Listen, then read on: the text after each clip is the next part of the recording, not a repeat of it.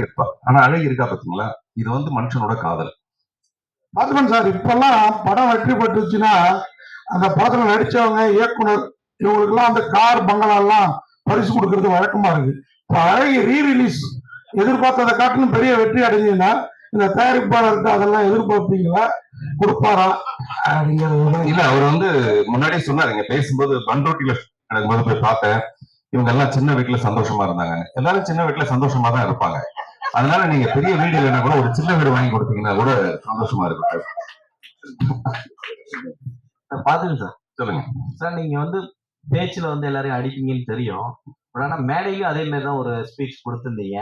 ஒரே மேடையில இப்ப இருக்க சுச்சுவேஷனுக்கு கருணாநிதியும் தளபதியும் சேர்த்து வச்சு சொல்லியிருக்கீங்க. இது இந்த மேடையில அவரு தங்கர் பச்சன் ஆப்போசிட்டா அடிக்கிறாரு. இப்ப இத சொல்லிருக்கிறீங்க, இது அவருக்கு போயிருக்கும்ல. இல்ல, அதுல உதயநிதியும் பாதி கூட சொல்லியிருக்கேன் பாத்தீங்களா. உதயகுமார்னு உதயநிதியோட பாதியும் சொல்லியிருக்கேன். அதனால கருணாநிதி, தளபதி, உதயநிதியில பாதியும் சொல்லியிருக்கேன் நான். அப்படி பேசுறது எனக்கு ரொம்ப இன்பநிதியா இருந்தது. சார், ஓப்பனிங்க நீங்க தங்கர் பச்சனுக்கு வெற்றிக்கு வாழ்த்துக்களும் சொல்லிட்டீங்க, அவர் தான் எம்பின்னு சொல்லியிருக்கீங்க. ஆமா, இங்கே பிரச்சாரத்தை ஆரம்பிச்சிட்டீங்க. உங்களை மாதிரி தேவையான அவருக்காக பிரச்சாரத்துக்கு, ஏன்னா இவ்வளவு பெரிய வெற்றி இன்னைக்கு மனசுல நிக்குது, நீங்க போவீங்களா பிரச்சாரத்துக்கு? நல்லா கேட்டீங்க சார். நன்றி இருக்கணும் சார், ஒருத்தருக்கு நன்றி இருக்கணும். நமக்கு இந்த மாதிரி ஒரு நல்ல நல்ல படங்கள், மறுமலர்ச்சி, காதல் கோட்டை, இதெல்லாம் நம்ம கொடுத்தவங்க நம்ம பிரச்சாரம் போகணுமேங்கிற ஒரு நன்றி இருக்கணும். சொல்லுங்க பாப்போம். சொல்லுங்க மேடம். சார், அது மாதிரி தயாரிப்பாளர் வந்து நந்திதா கையில தாமரை வச்சிருக்காரு. அவர் வெற்றி பட்டா நல்லா இருக்கும். அவர் வெற்றி அடையணும் இல்லையா? அவர் ஒரு புது ஜர்னில ஆரம்பிக்கிறாரு. அந்த ஜர்னி அவருக்கு சிறப்பா வரட்டும்னு வேண்டிக்கிறேன், வாழ்த்துறேன். பாத்தீங்க சார், தயாரிப்பாளர் ஏதோ நினைச்சீங்க, கையில வந்து தாமரை பூச்சிருக்காரு. அது வந்து என்ன நினைக்கிறீங்க? அது ஏன்னா தங்கர் பச்சன்னா அவருக்கு நண்பர், அவரும் அந்த கூட்டணியில தான் இருக்கிறாரு. அதனாலதான் இந்த ரீரிலீஸ் உங்களுக்கு அந்த சமயம் அது தெரியல. தயாரிப்பாளர் வந்து தாமரை பூ வச்சிருந்தா தப்பு இல்லைங்க, தாமரைன்னு ஒரு பெண்ணை வச்சிருந்தாதான் தப்பு.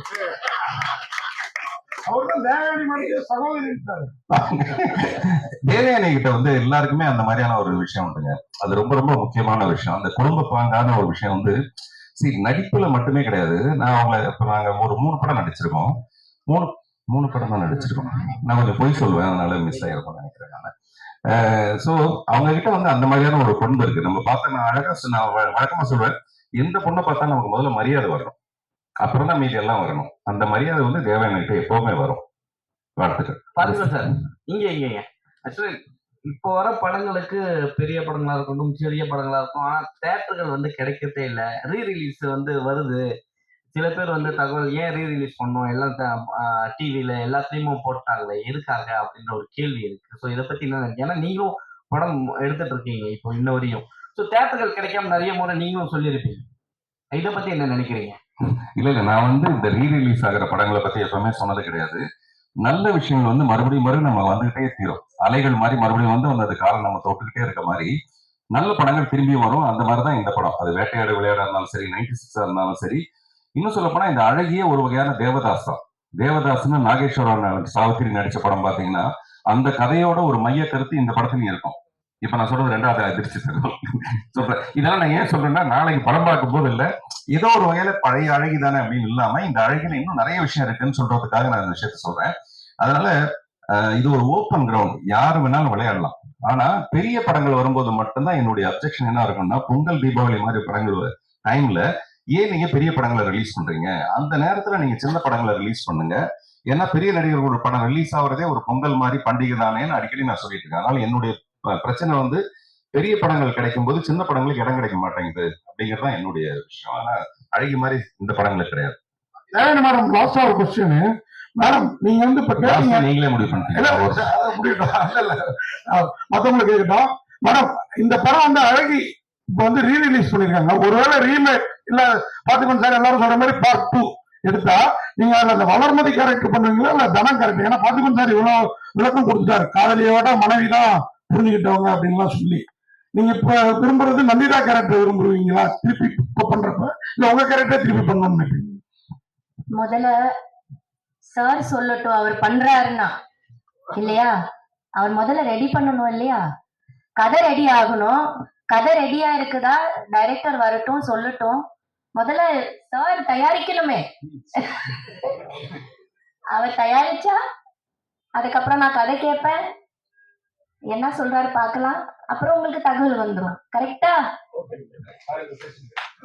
இந்த பிரச்சனை வந்து ஒரு தயாரிச்சுக்குன்னா அவங்க சண்முகமா கூட நடிப்பாங்க, நான் வளர்மதியா கூட நடிப்பேன். அதனால பிரச்சனை வந்து அவர் தயாரிக்கணும், அவ்வளவுதான். இப்ப நாங்க பாருங்க 2 பக்கம் ப்ரெஷர் கொடுத்து அவங்க வீட்டுல மறுபடியும் சொல்லி எப்படியாவது அழகிட்டு ஆரம்பிச்சிருங்க அப்படின்னு சொல்றோம். சொல்லுங்க. புதிய பாதை வந்து அது ரீரிலீஸா இல்லாம அகைன் மறுபடியும் அதே படத்தை நான் பண்ண போறேன். மறுபடியும் ஒரு பெரிய உலக அதிசயம் ரீமேக். மறுபடியும் 33 வருஷம் கழிச்சு நானே ஹீரோவா நடிச்சு அந்த படத்தை பண்ண போறேன். அந்த படத்தோட பேரு டார்க் வெப்னு பேரு.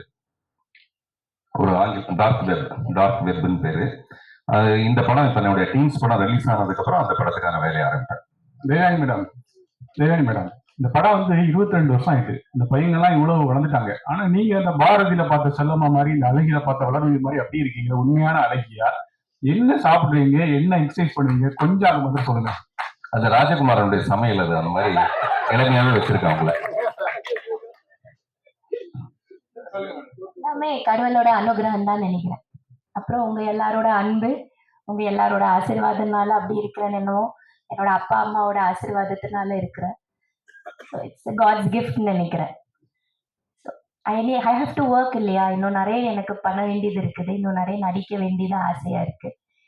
ஸோ இப்படி இருந்தா தானே அதை அச்சீவ் பண்ண முடியும். இன்னும் நிறைய கதாபாத்திரங்கள் பண்ணணும். இன்னும் சினிமால இன்னும் நிறைய சாதிக்கணும்னு ஆசைப்படுறேன். அதனால கடவுள் எனக்கு வந்து இதே ஹாப்பினஸோட இப்படி சந்தோஷமா. தேவயானியோட புற அழகை விட அக அழகு வந்து நான் ரொம்ப நேசிக்கிறேன். ஏன்னா ஒரு கதாநாயகியா நடிச்சு பரபரப்பா இருந்து அதுக்கப்புறம் அப்படியே போய் ஒரு ஸ்கூல்ல போய் ஒரு டீச்சர் அவங்க இருந்த ஒரு தருணம் இருக்கு பாத்தீங்களா? அதை வந்து ஹேட்ஸ் ஆஃப் யூ. அது வந்து யாருக்கும் அவ்வளவு சீக்கிரமா, நீங்க சராசரி நடிகைகளுக்கே அப்படி ஒரு எண்ணம் வரவே வராது. அவங்க என்ன அந்த மேக்கப்பை கலைக்கவே மாட்டாங்க, அதுல இருந்து இறங்க அந்த கிரீடத்தை இறக்கவே மாட்டாங்க. அதுல இருந்து ஒரு சமநிலைக்கு போய் சாதாரணமா ஒரு டீச்சரா ஒர்க் பண்ண ஒரு விஷயம் இருக்கு பாத்தீங்களா? அது இன்னும் என் மனசுக்குள்ள அவங்கள பேரழகியா காமிச்சிட்டு இருக்கு, அழகிய இல்ல. தளபதி சார், உங்களுக்கு ஒரு கேள்வி. நீங்க வந்து உண்மையா பேசுனீங்க, ரொம்ப நல்லா இருந்தது, ரொம்ப நேரம் பேசுனீங்க. ஆனா ஷார்ட்டா பதில் சொல்லிட்டுங்க. நீங்க தான் இந்த தவறை செய்ததா? ஏன்னா எனக்கெல்லாம் 22 வருஷத்துக்கு முன்னாடி பிரஸ் அப்பீல் மீடியாவில தான் இருந்தேன். இந்த மோனிகாவையும் நந்திதாவையும் மேட்ச் பண்ணி பார்க்கவே முடியல. வேலையாணி கூட என்னால மேட்ச் பண்ணி பார்க்க முடியுது. இது தங்கர்பச்சன் செஞ்சிருப்பான்னு நான் நினைச்சேன். நீங்களே வாலண்டரியா ஒத்துக்கிட்டீங்க அவர் ஒளிவரையராஜ பண்ணிருக்க கூடாதுன்னு. எப்படி மோனிகாவையும் மூக்கு மட்டும்தான் பாத்தீங்கன்னா, எனக்கு தேவயானிக்கு கூட மோனிகா செட் ஆவாங்க. எப்படி நீங்க நந்திதாவோட பிளான் பண்ணீங்க?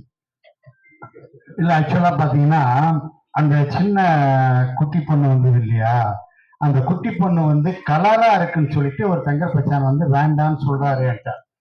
நான் இல்லைங்க, என்னங்க அவர் சொன்ன வார்த்தை வேற மாதிரி. இப்படி இந்த கலரா இருக்கா, நந்திதாஸ் கருப்பா இருக்கா, எப்படி இதை மேட்ச் பண்ண முடியும் அப்படின்னு சொன்னாரு. இல்லைங்க, நந்திதாஸ்க்கு ஒரு குழந்தை பிறந்து அது கூட அதே மாதிரி இருக்குமான்னு சொல்ல முடியாது. நந்திதாஸ்க்கு ஒரு தங்கச்சி இருந்தா அது கூட அதே மாதிரி இருக்குமான்னு சொல்ல முடியாது. நான் கிட்டத்தட்ட 100 குழந்தைகளை பார்த்துட்டேன். எனக்கு இருக்கிறதுல நந்திதாசுடைய அந்த ஸ்பெஷாலிட்டி மூக்கு வந்து இந்த பொண்ணுக்கு இருக்கு. இப்ப நான் அதுக்கு சொன்னேன், அதே மாதிரி இதுக்கும் அதுதான் நான் நினைச்சேன். இந்த மாதிரி இருக்குதுன்னு நான் நினைக்கிறேன். அதனால என்னால முடிஞ்ச அளவுக்கு நான் பார்த்துட்டேன். இதுக்கு மேல என்னால பார்க்க முடியாதுன்னு நான் சொல்லி அவரு வேற வழி இல்லாம கொண்டு போய் சக்சஸ் ஆனதான் அந்த குழந்தை. ஆமா ஆமா ஆமா. பார்த்திபன் சார். Hello sir. இங்கே வணக்கம் சார். சார், இந்த படத்துல வந்து பாத்தீங்கன்னா அந்த எமோஷனலை வந்து நீங்க அவ்வளோ அழகா கடத்திருக்கீங்க சார்.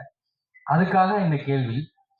தங்கர்பச்சன் சார் முழு நேர அரசுவாதியா ஆயிட்டா, இது அழகி பார்ட் 2 உருவாகுமா அப்படிங்கிறது ஒரு கேள்விக்குறி.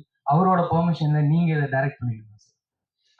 இது அழகி ஒரு மிகப்பெரிய வெற்றி அடைஞ்சதுக்கு அப்புறமேல நானும் நந்திதாதாசன் அடிக்கடி பேச ஆரம்பிச்சதுல நான் ஒரு கதையை ரெடி பண்ணேன்.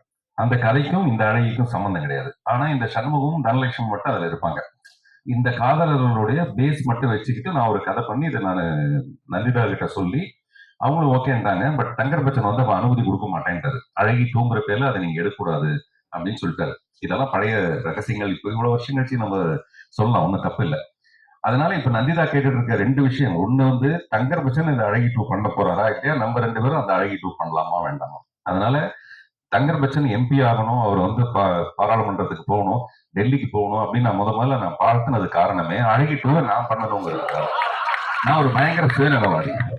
நம்ம மட்டும் இருக்கிற காதலுக்கு அழகின்னு ஒரு படம் பண்ணலாமே டூ, ஏன் பண்ணக்கூடாது? அதுல வளர்பதி மனசுலயே இருப்பான். இல்ல நான் நிறைய பேர் டைவர்ஸ் பண்ணாம தான் இந்த மாதிரி வச்சிட்டு இருக்காங்க. சரி படம் பாத்தீங்களா சார்? சொல்லுங்க. தேவயானி ஆக்சுவலா இந்த மேடையில் நம்ம பேசுறதை விட இந்த கலந்துரையாடல் ரொம்ப நல்லா இருக்கு. சொல்லுங்க. படத்துல ம். நீங்க ஒரு பெர்ஃபார்மன்ஸ் பண்ணுவீங்க, தேவயானி மேடம், நந்திதா மேடம், சின்ன பசங்க எல்லாம் பண்ணிட்டு இருப்பாங்க. ஆமா, ஆளுக்கு ஒரு பேமெண்ட் கொடுத்ததுனால ஆளுக்கு ஒரு பெர்ஃபார்மன்ஸ் இந்த பண்ணணும். பர்ஃபார்மன்ஸை தாண்டி இசைஞானி வந்து அவங்க இசையில வந்து அதிகமா காமிச்சிருப்பாங்க. ஸோ அதை பத்தி சொல்லுங்க. இல்லைங்க, அது வந்து நம்மளுடைய வார்த்தைகளுக்கு அப்பாற்பட்ட ஒரு விஷயம். அவரு கருணாநிதி சார் சொன்ன மாதிரி நிறைய ராஜா சாரை பத்தி நம்ம ஏன் சொல்லிட்டே ஏன் இருப்போம். இந்த கொஸ்டின் கேட்டேன்னா, யாருமே இளையராஜாவை பத்தி பேசவே இல்ல அதான் சார், நாங்க எல்லாம் கருணாநிதியை தவிர. அதான் அது நான் பேசலாம்னு நினைச்சிட்டு இருந்தேன். பட் என்னன்னா அதுக்கு ரொம்ப சரியான வார்த்தைகள்லாம் வேணும் முதல்ல அதை பத்தி அவர் சொல்றது. ஏன்னா எனக்கு தெரிஞ்சு அழகியோட 51% வந்து இசைஞானி தான், 49% தான் அழகிங்கிற ஒரு படம். அதனால நான் இப்ப சொன்னேன் இல்லைங்களா, முதல்ல இந்த கதை நான் நடிக்க வரும்போது தளபதி என்ன பிரச்சனை சொன்னாலும் தெரியல எனக்கு. பட் இந்த மாதிரி சில கேள்வி நான் சொன்னேன். இவ்வளவு பெரிய பங்களால இருக்கிறவன் ஏன் சார் தன்னுடைய காதலியை கொண்டு போய் இங்க கொண்டு போய் இவ்வளவு கஷ்டப்பட வைக்கணும்னா நான் அவர்கிட்ட கேட்டேன். சார் அப்படி விட்டுருங்க சார், நடிங்க சார் நீங்க அப்படின்ட்டாரு. அப்புறம் நான் நடிச்சது கூட பத்தாதுன்ட்டாரு. சார் சண்முகம்லாம் இன்னும் கொஞ்சம் நல்லா எமோஷனலா நடிக்கணும் அப்படின்னு சொன்னாரு. இப்ப சொல்றாரு, இல்ல சார் இந்த இப்ப பார்த்தோம்னா அந்த படம் இந்த வருஷத்துக்கு அது சரியா இருக்கு, இப்ப பார்க்கறதுக்கு அது சரியா இருக்கு. ஒருவேளை நான் ஓவர் ஆக்ட் பண்ணியிருந்தேன்னு வச்சுங்க, இப்ப அவங்க பெண் சிவாஜின்ற மாதிரி நான் ஒரு ஆண் சிவாஜின்னு சொல்லிட்டு நானும் பெர்ஃபார்ம் பண்ணியிருந்தேன்னு வச்சுங்களேன், அது வந்து வேற லெவல்ல ஆயிருக்கும். அதனால அந்த சட்டில் பர்ஃபார்மன்ஸ் தான் அதுக்கு கரெக்ட். இந்த மாதிரி எங்களுக்குள்ள ஒரு சின்ன சின்ன முரண்பாடுகள் வந்திருக்கும். அதுவும் சார் அதே மாதிரி நீங்க ஒரு கிரியேட்டர், பெரிய ப்ரொடியூசர். நீங்க இப்ப இந்த அழகியும் நீங்களே சொன்னீங்க மாறையில இந்த படம் வெற்றிக்கு அவங்க சீன்ஸ் எல்லாம் எடுக்க வேணாம், அந்த குழந்தை இருக்கட்டும்னு. நீங்க இன்னைக்கும் பெரிய ஆளு. அவங்க எல்லாம் ஆனா அந்த அளவுக்கு வல்ல சினிமா, இந்த சதீஷ் மட்டும் இதை முயற்சி பண்ணிட்டு இருக்காரு. அவங்களெல்லாம் வச்சு வேற ஏதோ ஒண்ணு நீங்க ஏன் பண்ணக்கூடாது? இது ஒரு படத்துல அவங்க ஏன் யூஸ் பண்ணிக்க கூடாது? இல்ல நல்ல கேள்விங்க, நிச்சயமா பண்ணலாம். இவங்கன்னு இல்ல, இந்த மாதிரி நிறைய பேர் முயற்சி பண்றவங்க இருக்காங்க. இந்த மாதிரி நிறைய பேர் முயற்சி பண்ற ஒரு 13 பேரை வச்சுதான் இப்ப நான் ஒரு படம் பண்றேன். நான் படம் பண்ற டீம்ஸ்ன்ற ஒரு படத்துல நிறைய டேலண்டடான ஒரு 13 குழந்தைங்களை வச்சுதான் இந்த படம் பண்றேன். இந்த காலத்துல வந்து ரஜினி சார் பத்தாதுன்னு சொல்லிட்டு அதுல விஜய் சேதுபதி இருக்கணும், விஜய் சேதுபதி பத்தாதுன்னு இன்னொரு பெரிய ஹீரோயின் இருக்கணும், இந்த பக்கத்துல மணி சார் பத்தாதுன்னு சொல்லிட்டு கமல்ஹாசன் இருக்கணும், கமல்ஹாசன் பத்தாதுன்னு சொல்லிட்டு ஃபகத் ஃபாசில் இருக்கணும். இப்படி எல்லாம் பெருசா போராடிட்டு இருக்கும்போது நான் வந்து வெறும் 13 டேலண்ட்டை மட்டுமே நம்பி நான் டீம்ஸ் ஒரு படம் பண்ணிட்டு இருக்கேன். நிச்சயமா இந்த படத்தை நீங்க பார்த்துட்டு அதுக்கான ஒரு பெரிய மரியாதை கொடுக்கணும். அது கொடுத்த உடனே டெஃபினட்டா இவங்க எல்லாம் வச்சு நான் ஒரு படம். Thank you sir, thank you so much. So still எடுத்துக்கலாம். உண்மையிலேயே ரொம்ப மகிழ்ச்சி. நம்ம இந்த கலந்துரையாடல் மூலமா ரொம்ப சகஜமா பேசிக்கிட்ட, அது ரொம்ப நல்லா இருந்தது. அதனால தேவயானி முகத்துல அந்த சோளா பூரிப்பு பாருங்க எப்படி இருக்கு. சார் ஒரே ஒரு ரெக்வஸ்ட். ஒரு நிமிஷங்க. நம்ம இளையராஜா சார் பத்தி உண்மையிலேயே பேசும்போது நாங்கெல்லாம் ரொம்ப வருத்தப்படுறோம். இந்த படத்தினுடைய பின்னணி இசையும் அவருடைய பாடல்களும் தான் இந்த படத்தினுடைய வெற்றிக்கு 100% காரணம். அதை வந்து எல்லாருமே நாங்க கொண்டாடிட்டு இருக்கோம். இந்த உலகமே கொண்டாடிட்டு தான் இருக்கு. அவருக்கு என்னுடைய மனமார்ந்த என்னோட குழுவின் சார்பில் நன்றி, வணக்கம். சார் குரூப் போட்டோ எடுத்துடலாம் சார். இந்த குரூப் போட்டோ முடிச்சுட்டு 3 சண்முகமும் தனியா ஒரு போட்டோ எடுத்தீங்கன்னா நல்லா இருக்கும் சார்.